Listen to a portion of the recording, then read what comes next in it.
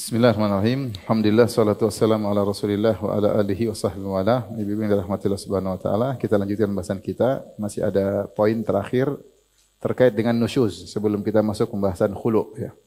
Nusyuz di sini penulis berkata, wa idza khafa nusyuzal mar'ati wa adhaha fa in abat illa nusyuza hajaraha fa in aqamat alaihi hajaraha wa darabaha wa yaskutu bin nusyuzi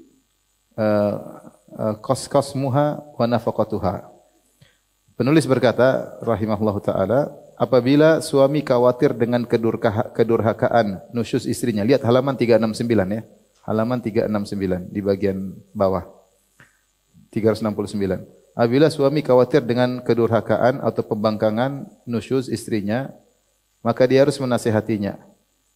Jika istrinya enggan dan tetap durhaka, maka suami berhak menjauhinya atau pisah ranjang.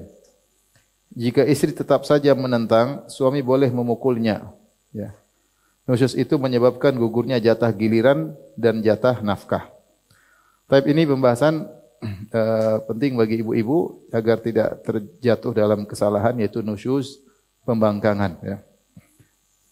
Kita tahu di antara ibadah yang agung bagi seorang wanita adalah taat kepada suami, dan di antara dosa yang berbahaya adalah membangkang kepada suami. Ya. Oleh karenanya taat kepada suami mudah memasukkan ke surga, dan membangkang kepada suami juga mudah memasukkan neraka. Ini dua hal yang benar-benar saling kontradiksi, taat dan membangkang.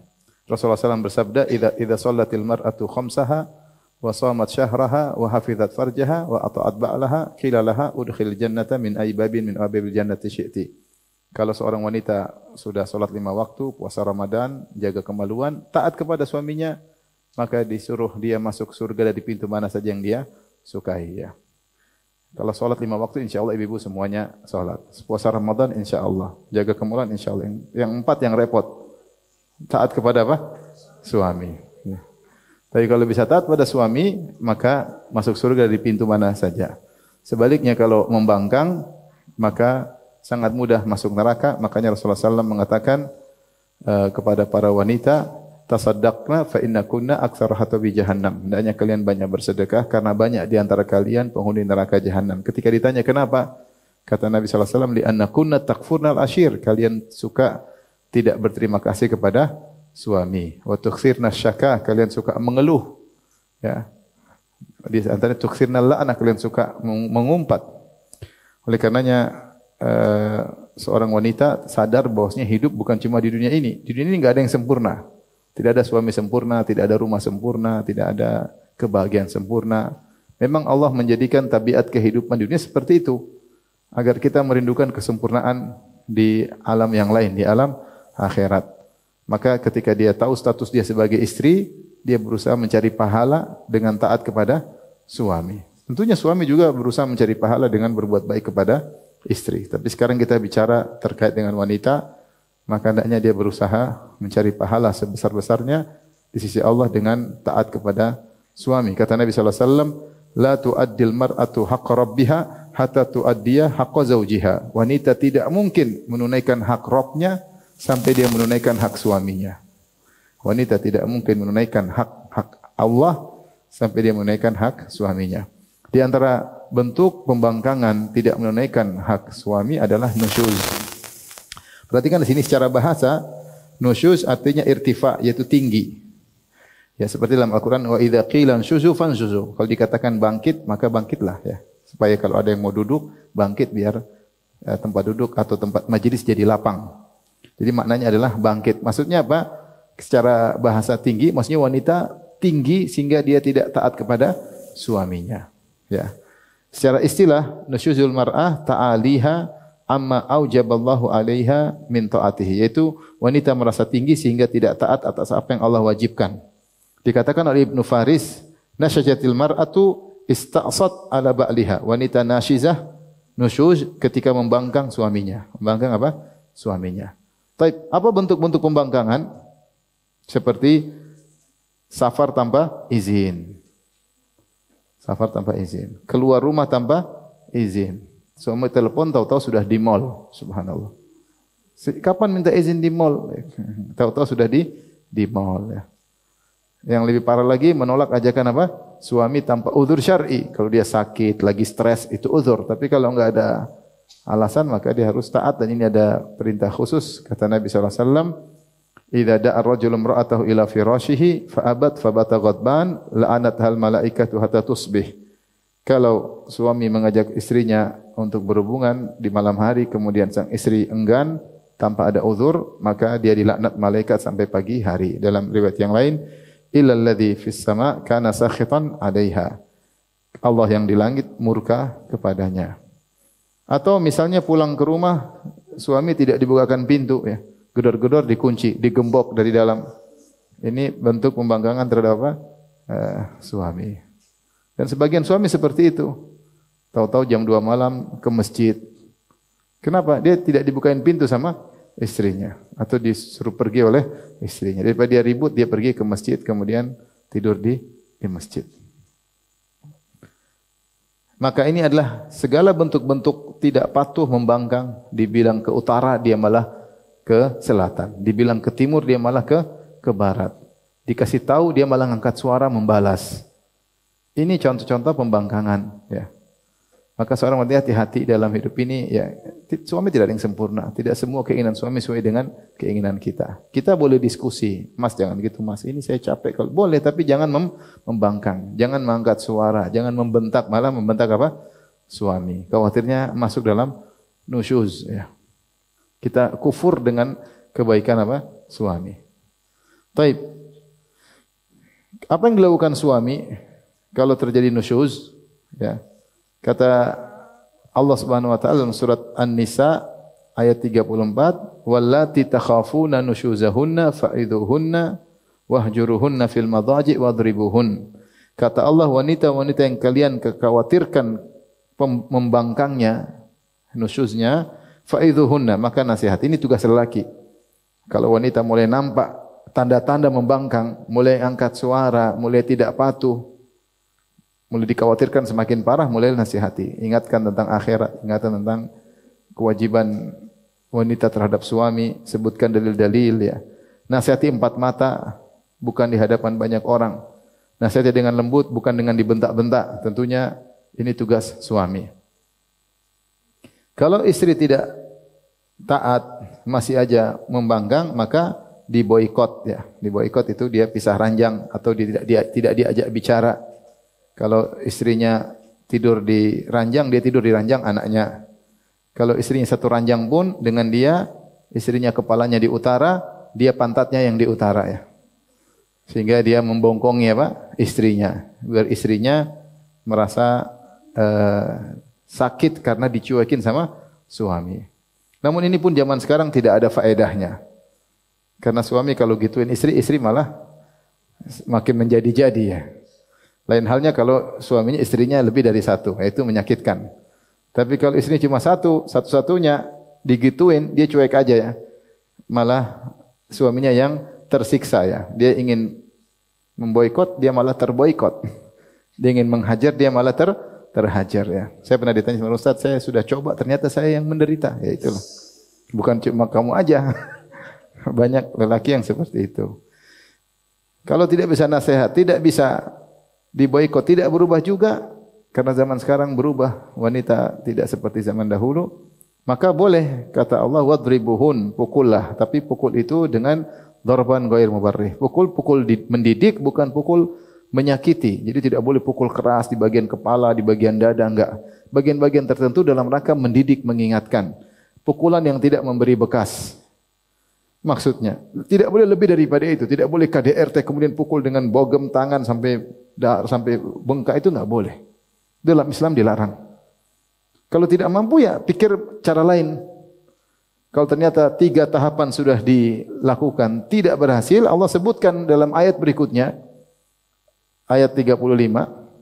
Kalau berhasil alhamdulillah, kata Allah, fa in ata'nakum fala tabghu 'alaihinna sabila innallaha kana 'aliyan kabira. Kalau mereka taat dengan salah satu dari 3 metode tersebut, maka kau jangan cari-cari masalah lagi. Ingat Allah Maha Tinggi, Allah Maha Besar. Jangan kau sakiti istrimu. Istrimu sudah kembali, kau harus baik. Tapi kalau ternyata 3 metode tersebut tidak berhasil, Allah lanjutkan pada ayat berikutnya ayat 35, Wa in khiftum shiqaqa bainihima fab'atsu hakaman min ahli wa hakaman min ahliha ay yurida islaha yuwaffiqillahu bainahuma. Kalau ternyata kalian khawatir keduanya bakalan pisah gara-gara tidak ketemu ini, maka utuslah wakil dari suami, keluarga suami dan wakil dari keluarga istri. Wakil tersebut harus disepakati oleh suami, disepakati oleh istri. Kedua wakil ini pergi ke hakim untuk mendiskusikan masalah ini. Kalau mereka niat baik, insya Allah akan baik lagi ke rumah tangga. Tapi kalau memang tidak mau nyambung, ya sudah, mau diapain? Mau diapain? Tapi tidak boleh seorang laki melampaui batas karena dia jengkel, maka dia hantam istrinya, dia pukul KDRT, ini enggak boleh. Dia hanya boleh pukul dengan darban ghair mubarrih, pukulan yang tidak menyakitkan. Kalau dia tidak suka, dia ceraikan. Jangan dia sakiti anak orang. Dia tidak suka, dia ceraikan. Ya. Baik. Jika wanita membangkang, apa dampaknya? Dampaknya kata penulis tadi, dia berkata, maka gugurlah jatah giliran dan nafkah. Disuruh ke sana, dia malah ke sini. Disuruh ke utara, dia malah ke selatan. Maka lelaki boleh tidak memberi nafkah kepadanya dan boleh tidak nginap di rumahnya jika memang dia berpoligami, ya. Dia boleh menjatuhkan, menggugurkan jatah sang istri karena tidaklah dia menafkahi kecuali karena untuk taat. Ketika tidak taat, dia boleh tidak memberi nafkah. Ini secara umum, ya, mau poligami enggak poligami.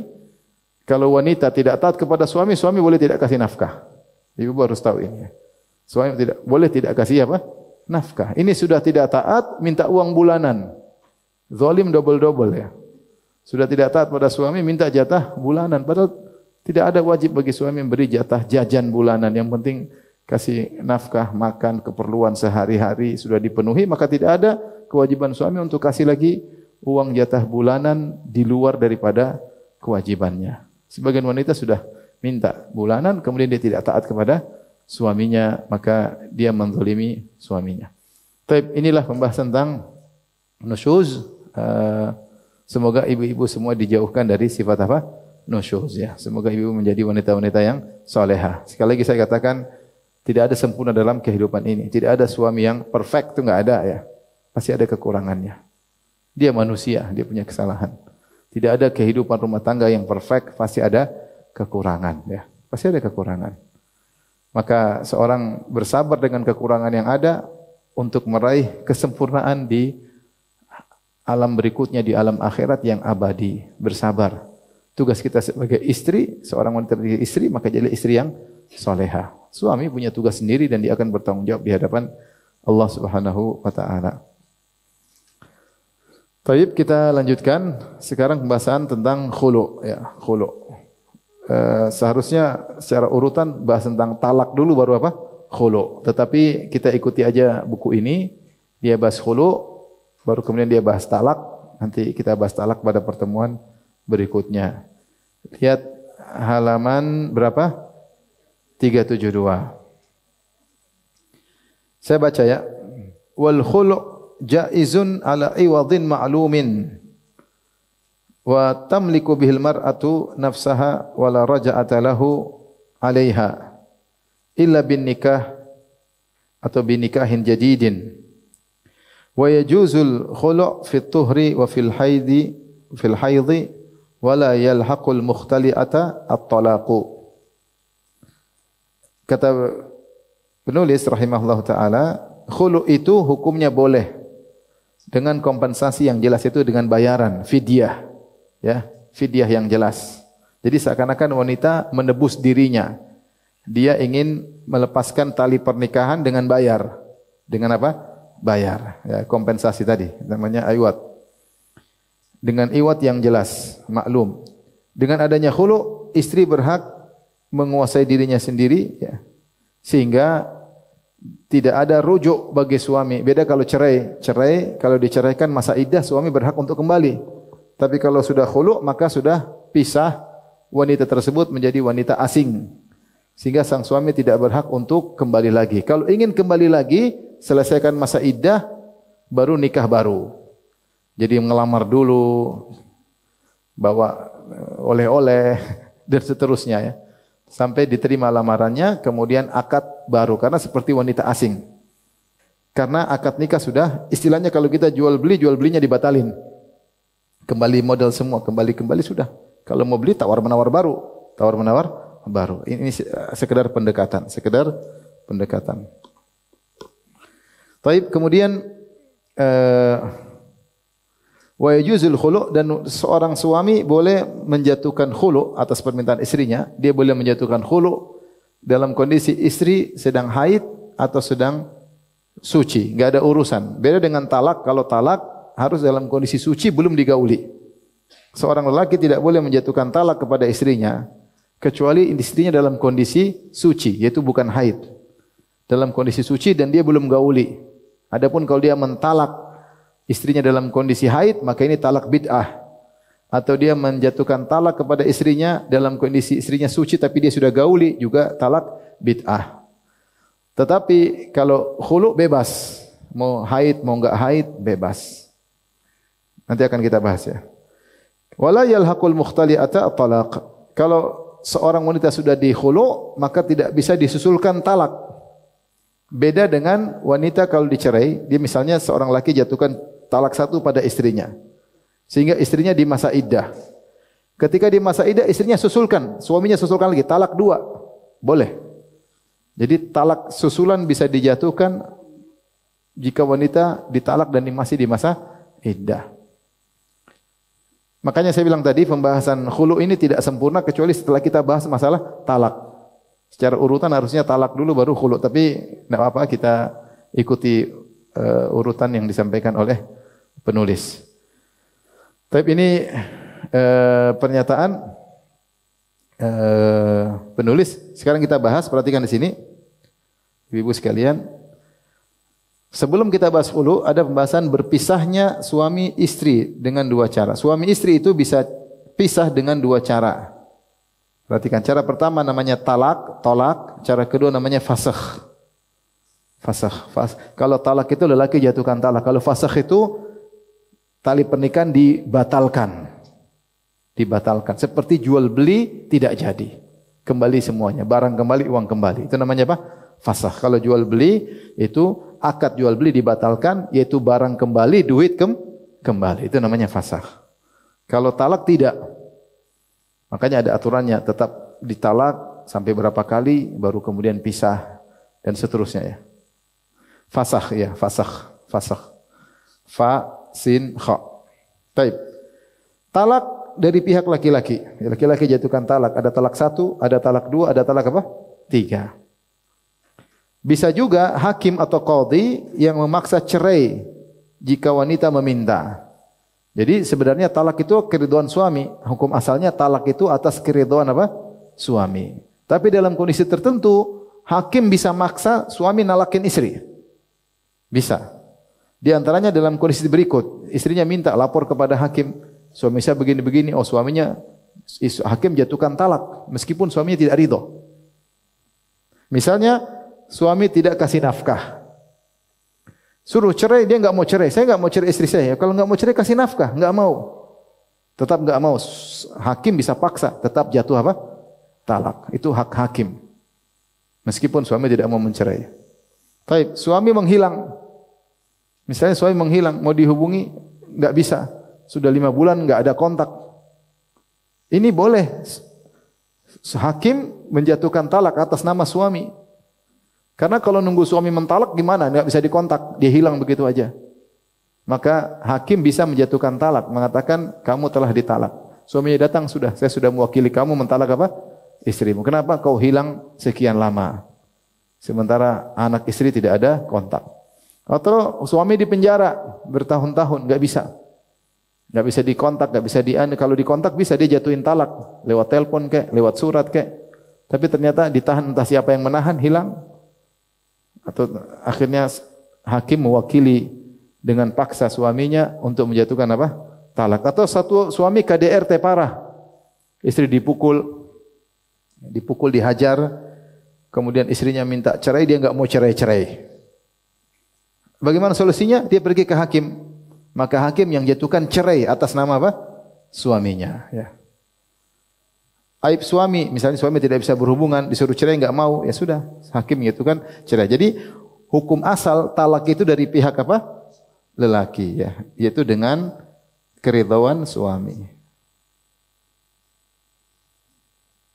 Namun kecuali jika kondisi-kondisi tertentu sebagaimana yang kita sebutkan tadi. Paham Ibu? Ini model pertama, dengan adanya talak maka berpisahlah suami dan istri. Model kedua namanya fasakh. Tadi akad nikah yang dibatalkan. Maka ini ada dua. Pertama disebut khulu. Ini yang kita bahas, ini dari pihak wanita. Permintaan dari pihak wanita. Kalau talak dari pihak apa? Lelaki. Ini permintaan dari pihak wanita demi kemaslahatan wanita ya. Dia minta khulu ya. Dia dengan memberi fidyah atau iwat atau kompensasi atau duit kepada sang lelaki ya. Hukum asal minta khulu adalah haram kecuali ada sebab yang syar'i. Rasulullah bersabda, ayyuma imra'atin talabat at-talaq min zawjiha ya, fa haramun 'alaiha al-jannah. Oh, kama qala Nabi sallallahu alaihi wasallam. Wanita mana saja minta cerai dari suaminya bi ghairi ma ba'sin, tanpa ada sebab tertentu, maka haram bagi dia mencium bau surga atau haram dia masuk surga. Maka tidak boleh wanita tiba-tiba minta khulu kecuali ada sebab. Seperti sebab-sebab tadi, dia minta hakim suruh cerai, enggak mau cerai, sudahlah, enggak usah cerai, saya kasih duit. Yang penting saya pisah dari suami karena suami saya akhlaknya buruk, suka menghina saya dikata-katain iblis, dikatain jin, dikatain apa. Ya, ada suami begitu kalau marah bilang suaminya apa? Bilang istrinya apa? Iblis ya. Saya pernah ada masalah, ada keluarga masalah, kita datang. Dia bilang, "Ustaz, suami saya kalau marah, dia bilang iblis." Saya bilang enggak ada kata lain, gondruwo kayak apa kayak. Masih mending, ini iblis, bosnya setan ya. Kalau gondruwo kan masih levelnya di bawah, ini iblis, subhanallah. Ya, mungkin dia tidak tahan. Suruh cerai, suaminya enggak mau cerai, masih cinta. Tapi omongan kasar terus. Ya sudah. Ya, dia bisa tawarkan, bagaimana kalau saya kasih fidyah, kasih kompensasi, kau ceraikan saya atau kau khulu saya. Itu namanya khulu. Jadi permintaan dari siapa? Wanita. Hukum asal wanita enggak boleh minta khulu kecuali ada sebab. Contoh, dia minta khulu tanpa sebab, ternyata dia selingkuh, jatuh cinta sama lelaki lain. Gara-gara cinta lokasi. Ketemu laki-laki, ngobrol, ketawa ke TV, lirik mata, saling melirik, 2 detik, 2 menit, jatuh cinta. Sekarang mudah terjadi, ya. Banyak terjadi. Sampai cinta lokasi di kantor banyak, cinta lokasi di pendidikan banyak. Saya banyak dengar cerita, banyak sekali. Kasihan. Sekolah, ninggalin istri, cinta lokasi. Umrah tanpa mahram, cinta lokasi. Ini terjadi. Dagang, kemana? Chattingan sama seorang, cinta lokasi WA. Ini akhirnya cinta lokasi, akhirnya minta putus dari suaminya karena maksiat yang dia lakukan. Seorang bertakwa kepada Allah Subhanahu wa taala. Baik. Fasakh juga bisa terjadi selain khulu, sebab lain. Jika sebabnya jelas, perhatikan, jika sebabnya jelas, maka otomatis langsung putus. Contoh, ternyata istrinya saudari susuan. Dia udah nikah, udah lama, tahu-tahu ketahuan saudari istrinya ini ternyata saudari apa? Susuan. Berarti mahramnya langsung putus, langsung fasakh.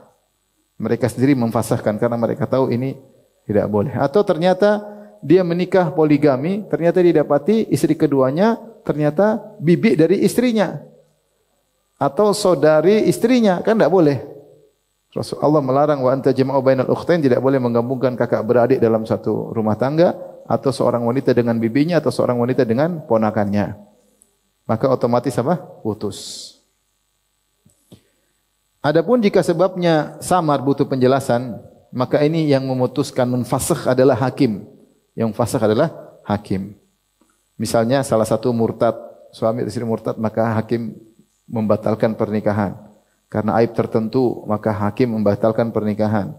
Ternyata istri kelima, kan tidak boleh. Lelaki hanya boleh berapa? 4 istri, maka hakim membatalkan. Atau terjadi mula'anah, saling melaknat. Akan ada pembahasannya. Jadi ibu-ibu yang dirahmati Allah Subhanahu wa taala, kalau kita perhatikan secara bagan, maka ada namanya talak, ada namanya fasakh. Dan khulu ini menurut pendapat yang kuat, dia masuk kepada apa? Fasakh. Masuk kepada fasakh. Nanti kita akan bahas mazhab Syafi'i menganggap dia termasuk talak ya. Tapi jumhur atau yang lain mengatakan, atau pendapat lain mengatakan dia bukan talak, tapi dia apa? Fasakh, karena ada uang yang dikembalikan. Sampai sini paham ibu?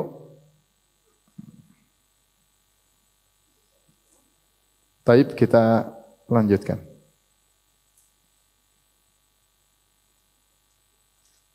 Sekarang perkara terkait khulu, atau orang ada mengatakan rukun-rukun khulu ya. Khulu ada wanitanya, ada suaminya, ada iwat atau kompensasinya atau tebusan ya. Kompensasi. Baik, kita bahas pertama wanita. Wanita yang minta khulu harus tidak boleh dipaksa, tidak boleh dalam kondisi apa? Terpaksa. Dalam kondisi sadar, bukan gila atau tidak normal. Dan dia bisa mengelola harta. Dia wanita rasyidah, disebut wanita apa? Rasyidah. Ya wajar, waras gampangannya. Adapun kalau dia sedang gila, sedang sakit, sedang stres, seperti ini tidak dianggap khulu'nya. Tidak dianggap apa? Khulu'nya. Tapi dia benar-benar rasyidah, waras, dia ngerti dan dia tahu kemaslahatan dia, maka dia minta khulu'. Adapun kalau ternyata dia tidak rasyidah, ya, kemudian suaminya menjatuhkan, memisahkan dia, maka ini bukan khulu' tapi cerai, dihitung apa? Cerai. Oleh karenanya wanita yang minta khulu' dia harus ngerti rasyidah, bukan orang yang sedang linglung, sedang enggak waras, sedang enggak normal, karena tidak dianggap permohonannya tersebut. Ya. Baik. Yang kedua terkait dengan harta atau kompensasi tersebut. Kompensasi tersebut ada dua kemungkinan. Kemungkinan pertama sesuai dengan kesepakatan keduanya. Yang penting bernilai. Apakah lebih kecil atau lebih besar dari nilai mahar? Tidak harus sama dengan nilai mahar, bisa lebih kecil, bisa lebih besar, yang penting dua-duanya sepakat. Contoh, si John menikah dengan si Jen. Ternyata maharnya 100 juta. Hiduplah rumah tangga John dan Jen selama 20 tahun. Selama itu John belikan mobil buat Jen, John belikan villa buat Jen, atas nama Jen, semua mobil, semua. Sehingga Jen sudah kayak tahu-tahu, Jen minta khulu'. John udah tua, saya mau khulu'. Kata John, enak aja ente. Sudah dapat duit banyak, minta khulu'. Saya mau khulu' nanti, tapi kembalikan semua yang saya sudah kasih. Mobil kembalikan, villa kembalikan, semua kembalikan. Kata Jen, oke, tidak ada masalah. Sudah kembalikan. Nah ini mereka sepakat. Meskipun nilai kompensasi tadi lebih gede daripada nilai apa? Mahar. Paham? Ini boleh. Ini contoh pertama, John dan Jen. Contoh kedua, misalnya Joko sama Juminten. Sama Joko sama Juminten sudah hidup rumah tangga lama, ya. Kemudian Joko merasa bersalah, mungkin dia selingkuh atau apa. Akhirnya Juminten minta khulu'. Kata dia, Joko, kamu selingkuh, saya enggak bisa seperti ini, hidup saya selalu terpikir, saya minta khulu'. Ya udah, saya mau bayar. Berapa? Ya udah saya bayar 10 juta aja. Oh boleh, enggak apa-apa. 10 juta. Berarti dari 100 juta turun jadi berapa? 10 juta. Selama dua-duanya sepakat, enggak ada masalah. Enggak ada masalah. Yang penting sepakat. Kalau enggak sepakat, ya ini kembalikan ke hakim, nanti hakim yang urusan. Jika tidak disebutkan, sama-sama udahlah khulu', enggak ada masalah. Ya udah kamu khulu', oke. Bayar ya? Iya, sepakat. Sang suami tidak menyebutkan nominal tertentu, istri juga tidak, maka kembali kepada mahar mithil. Ya, mahar mithil seperti berapa biasanya wanita seperti ini dikasih ya. Seperti itu ya. Ini terkait dengan harta kompensasi. Kemudian terkait suami. Suami ketika menerima permintaan wanita untuk khulu, maka dia menjatuhkan khulu dengan sigoh, dengan lafal apa? Pertama, kondisi pertama, jika tidak terbetik dalam dirinya perihal fidyah, ya udah dah, kamu pisah ke sana. Dia enggak ada pikiran mau terima kompensasi atau tidak. Maka pada hakikatnya ketika dia pisahkan istrinya berarti cerai. Karena cerai itu adalah memisahkan istri tanpa kompensasi. Dia enggak ada pikiran bicara kompensasi. Mau pisah, udah pisah. Selesai, udah. Istrinya mau kasih bicara duit, dia enggak peduli. Dia enggak ada pikiran masalah duit. Memang dia sudah benci sama istrinya, udah, sudah pergi sana. Udah. Nah, ini seperti itu tidak dikatakan khulu, tapi dikatakan apa? Cerai. Karena dia tidak menerima apa? Kompensasi.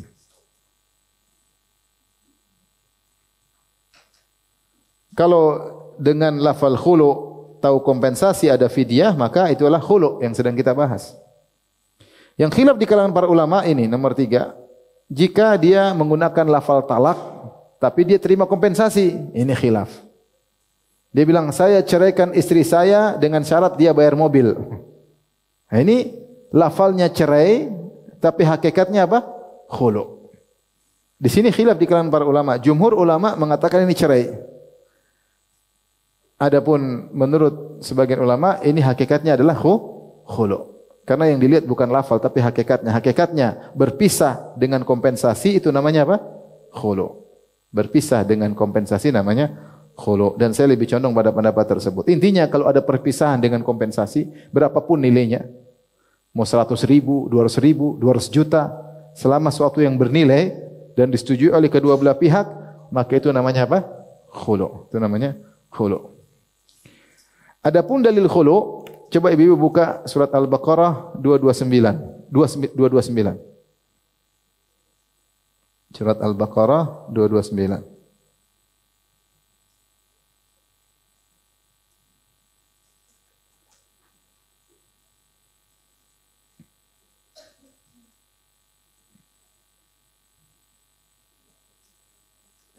Ayat 229.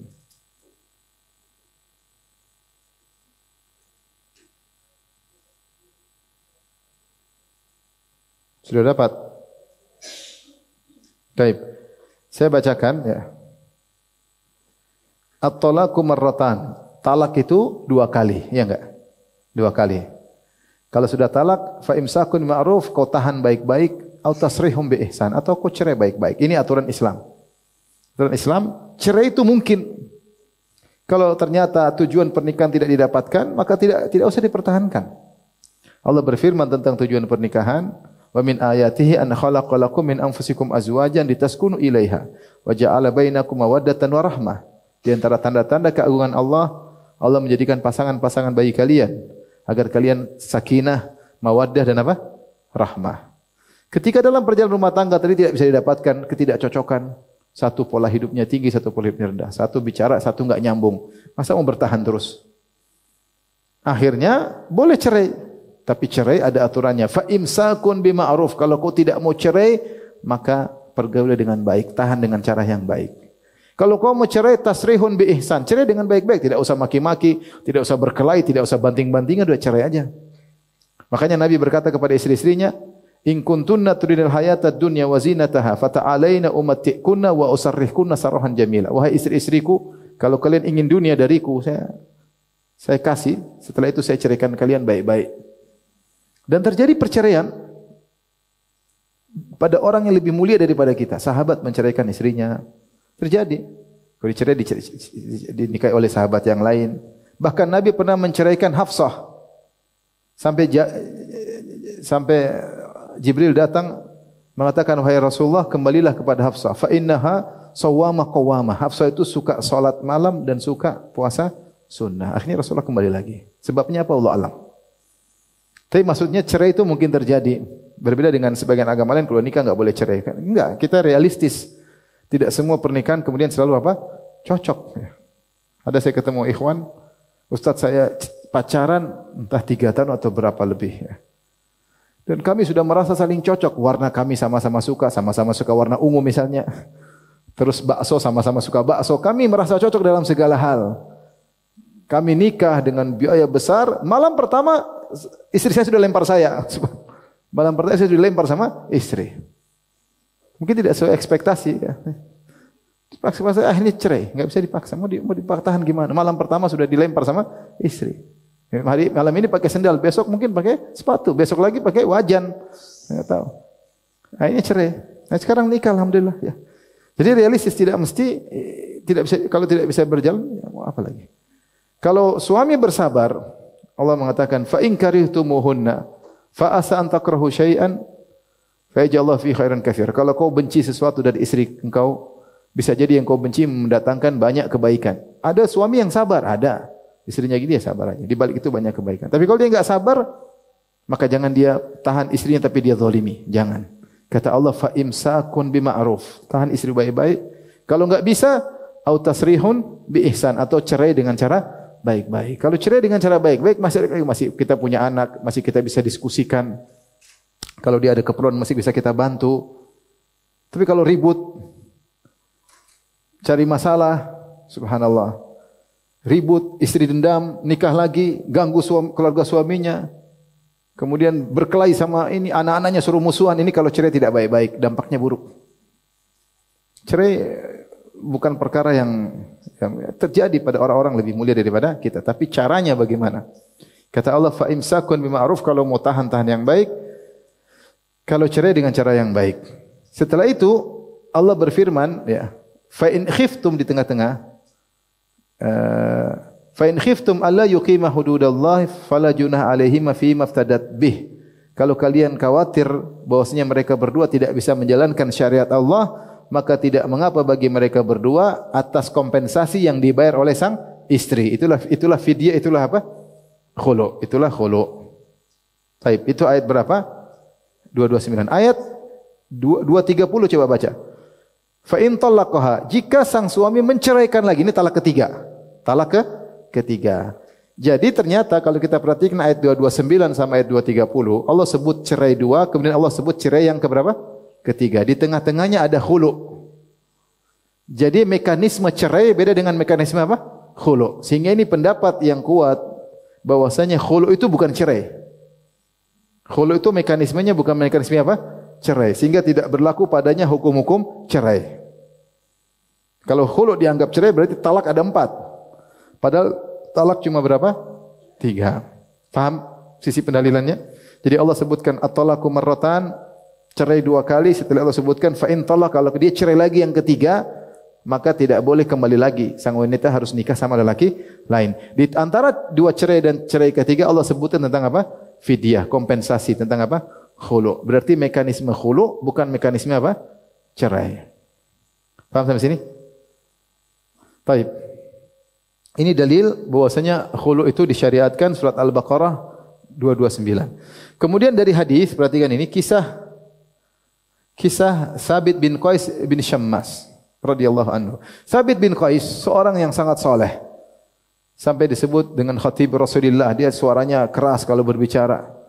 Sampai ketika turun firman Allah Subhanahu wa taala, ya ayyuhalladzina apa namanya, wala tajhar lahu bil qawli kajahri ba'dhikum li ba'dhin an tahbata a'malukum wa antum la tash'urun, dalam surat Al-Hujurat. Janganlah kalian mengeraskan suara di hadapan Nabi sebagaimana di antara kalian bisa jadi amalan kalian jatuh dan kalian tidak sadar.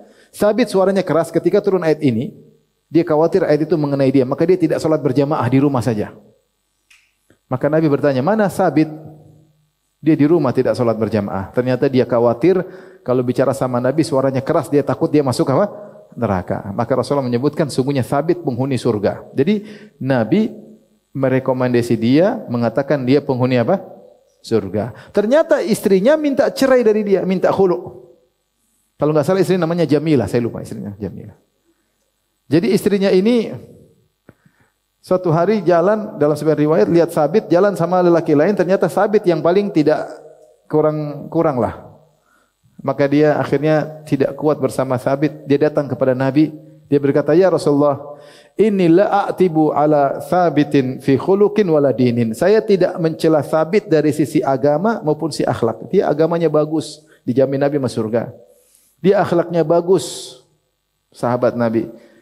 Walakinni akrahul kufra fil Islam, tapi saya khawatir tidak bisa taat sama dia. Saya takut kufur. Membanggang apa?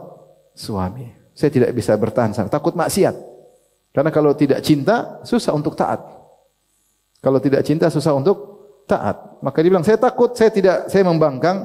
Lebih baik saya pisah. Lebih baik saya pisah. Maka Rasulullah mengerti kondisi wanita ini. Kata Rasulullah mengatakan kepada Thabit, wahai Thabit, ya, ini istrimu minta pegatan. Kemudian Rasulullah berkata kepada sang wanita, ataruddina alaihi hadiqatahu, maukah kau kembalikan kebun yang pernah dia bayarkan sebagai mahar kepadamu? Kata dia, saya kembalikan.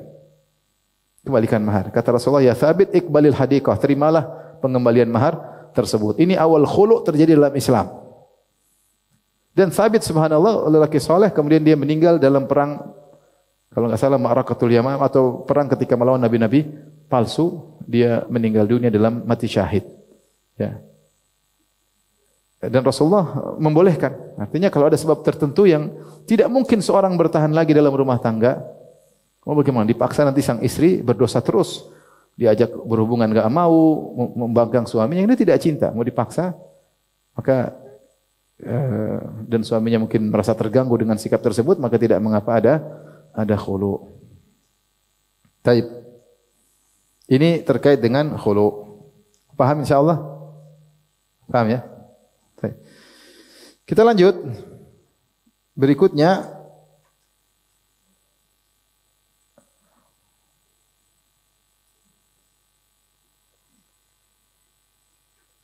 hukum-hukum terkait khulu. Yang pertama, ibu yang dirahmati Allah Subhanahu wa taala, suami boleh mengkhulu istri meskipun sedang haid atau dalam kondisi suci yang sudah ia gauli. Berbeda dengan talak. Kalau talak tidak boleh. Siapa yang mentalak istrinya sedang haid, dia berdosa. Meskipun talaknya jatuh atau tidak ada khilaf, tapi dia berdosa. Atau dia mentalak istrinya, istrinya lagi suci, dia gauli, kemudian dia talak, ini juga dia berdosa. Namanya talakun bid'iyun, talak bid'ah. Namanya talak apa? Bid'ah. Karena tidak sesuai dengan sunnah. Allah mengatakan, ya ayuhan nabi, idza talaqtumun nisaa fatalliquhunna liiddatihinna. Wahai nabi dan kaum muslimin, kalau ingin mencerai, cerai dengan aturan. Cerai dengan apa? Aturan. Tidak boleh seorang istrinya dia jengkel, lagi haid, dia ceraikan. Tidak boleh. Tunggu sampai dia suci. Kalau dia suci, tidak boleh dia gauli. Kalau dia gauli, tidak boleh dia cerai. Tunggu sampai suci berikutnya. Jadi bukan asal serta merta lagi marah, cerai. Itu tidak boleh dalam Islam. Dan ini aturan banyak dilanggar. Ya. Tapi kalau khulu, bebas. Karena wanita yang minta. Saya minta khulu. Ya udah, mau haid, mau enggak haid, mau apa, terserah. Tidak jadi masalah. Makanya saya bilang mekanisme khulu beda dengan mekanisme apa? Cerai. Ini menguatkan kalau mazhab Syafi'i yang sedang kita bahas, mazhab Syafi'i, menurut mereka khulu itu jatuh talak.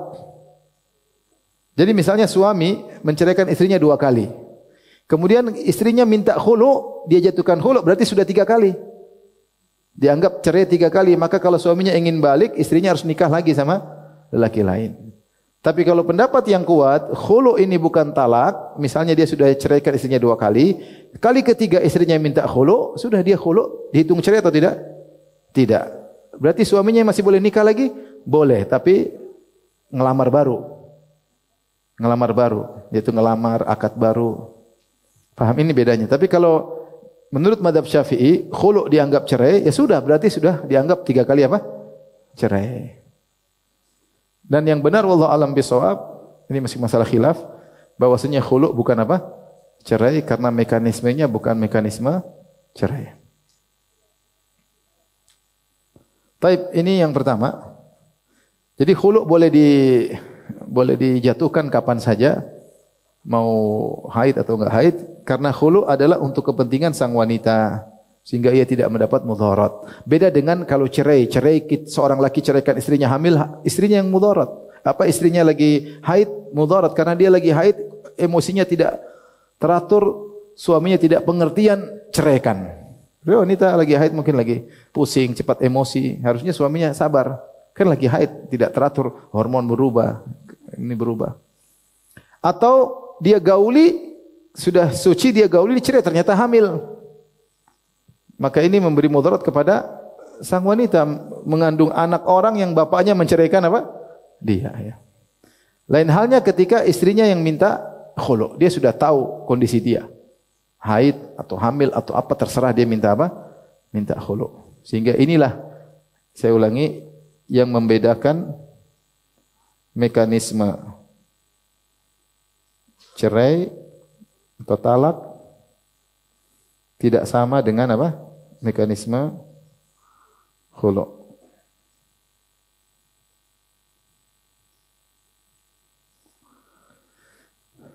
Baik, fikih berikutnya, jika telah khulu, maka sang wanita menjadi ajnabiyah, wanita asing. Kenapa? Karena akad nikah telah apa? Putus. Kalau jual beli, uang kembali, barang kembali. Sudah selesai. Maka tidak bisa dijatuhkan talak kepadanya. Beda kalau seorang lelaki jatuhkan talak satu sama istrinya. Kamu saya cerai. Masuk masa iddah. Di tengah masa iddah, dia jatuhkan talak lagi. Ini boleh. Udah dua lagi, kamu sudah dicerai masih kurang ajar, talak satu lagi, dua, sih boleh. Tapi kalau khulu nggak bisa karena langsung pegatan, bukan statusnya istri lagi. Kalau yang bisa dicerai, kalau istrinya statusnya masih istri. Kalau orang talak satu di masa iddah, ini masih statusnya istri. Makanya kalau suaminya meninggal, dia dapat warisan. Kalau suaminya meninggal di masa iddah cerai, dia dapat apa? Warisan, karena statusnya masih istri. Maka dia bisa susulkan talak berikutnya. Tapi kalau khulu nggak bisa karena ketika dia khulu selesai, bukan lagi statusnya apa? Istri. Kalau bukan istri ngapain? Mana bisa dicerai? Dan juga tidak bisa dizihar, ila, sama. Ini hukum-hukum yang terkait dengan istri. Kenapa tidak bisa lagi? Karena status bukan istri. Istri lagi. Beda dengan wanita yang dicerai. Wanita yang dicerai masih dalam masa iddah. Statusnya apa? Statusnya masih apa? Istri.